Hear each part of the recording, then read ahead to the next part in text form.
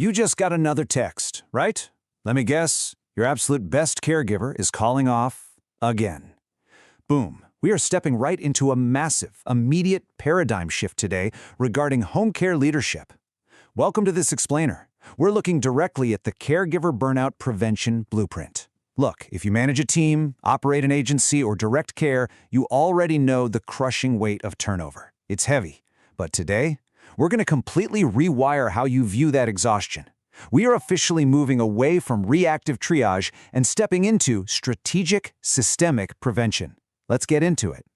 Okay, let's dive into this. This coaching insight right here, it's literally the entire foundation of our explainer today. Burnout isn't just a caregiver problem, it's an agency problem. I really need you to look in the mirror on this one. For way too long, the industry has framed burnout as just, an individual weakness, like, oh, a caregiver just couldn't handle the stress, or maybe wasn't resilient enough. No way. This quote demands a total reframe. Caregiver burnout is actually a systemic leadership failure. It means the environment, the scheduling, and the core support structures of the agency itself have fractured. And the stakes for failing to fix those systemic issues? They are ultra-realistic and, honestly, incredibly high. You absolutely must prevent burnout before it costs you 3 specific things: staff, clients, and money. When leadership just kind of ignores the agency's role in burnout, it triggers this devastating operational cascade. It's like a domino effect. First, you lose your best staff to sheer exhaustion. Because you lose that staff, the continuity and quality of care drop, which means, you guessed it, you lose your clients. And when you're constantly scrambling to recruit, trying to replace burnout staff, and losing clients in the process, you are hemorrhaging money. It is a direct, undeniable financial and operational loss. So, the absolutely crucial point here is figuring out how to intervene early, right? Like, what does burnout actually look like before the entire system just breaks down? I want you to picture a previously stellar caregiver on your team. You know the one, someone who was always on time, deeply engaged, just an absolute champion for their clients. They don't just quit out of nowhere. That doesn't happen. There's this quiet, undeniable fading away that happens right in front of your eyes if you know what to look for. That fading process? It starts right here with red flag number 1, frequent call-offs. When that previously rock-solid caregiver suddenly has a spike in unreliability, man, it is incredibly easy for leadership to just get annoyed. You've got a shift to cover, you're scrambling, and it just feels like a massive administrative headache. But wait, this isn't just a nuisance. This is the very first glaring warning sign of burnout. They aren't just taking a fun day off. Their system is completely overloaded, and they are physically or mentally unable to step into that care environment.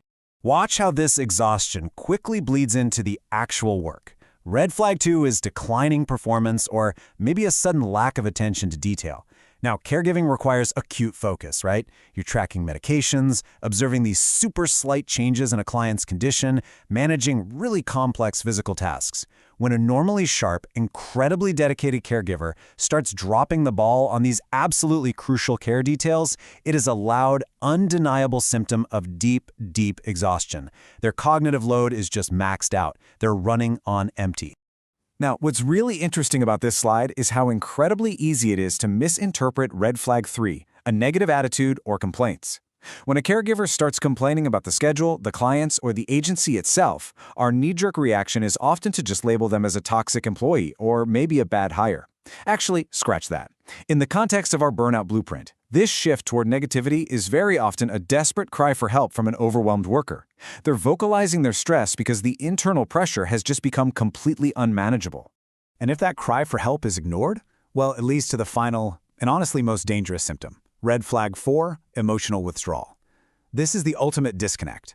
The caregiver stops complaining, sure, but they also stop caring. They go through the physical motions of the job, but they've mentally and emotionally checked out completely, just to protect themselves from the overwhelming stress. By the time a caregiver reaches emotional withdrawal, you are literally inches away from losing them entirely, and the client's experience is already severely impacted. So how do we stop this train from wrecking? The cure for these dangerous red flags is proactive leadership. This means building proactive systems and strategies to prevent caregiver burnout before it ever even occurs. You don't wait for the frequent call-offs. You don't wait for the emotional withdrawal. You implement a structured environment that actively guards your team's energy. This is all about empowering your agency to step up, intervene, and entirely reverse the course of burnout. We're taking control back. This proactive blueprint starts right at the source, the schedule. First, you absolutely must rotate demanding shifts so no one is stuck with your highest needs client day after day after day.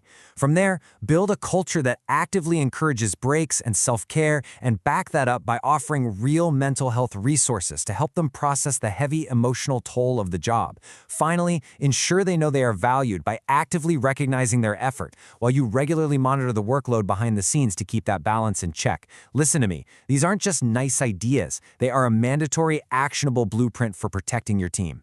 And this brilliantly illustrates how we aren't just throwing random solutions at the wall here. We are prescribing targeted treatments. Look at how beautifully they map out. If you're seeing the red flag of emotional withdrawal, your direct proactive strategy is to offer mental health resources. If you notice declining performance, boom, that is your cue to step in and monitor their workload regularly to see exactly where they're overloaded. And if you are hearing a negative attitude, you need to intervene by recognizing their effort and providing constructive, supportive feedback. The systems actively treat the symptoms. It's like a puzzle fitting perfectly together.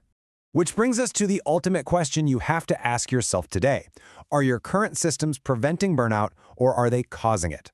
Because as we established at the very beginning of this explainer, burnout is an agency problem. It is a direct reflection of the environment you've built. So I want you to take the blueprint we've walked through today, look closely at your scheduling, look at your support structures, and challenge yourself to upgrade them immediately.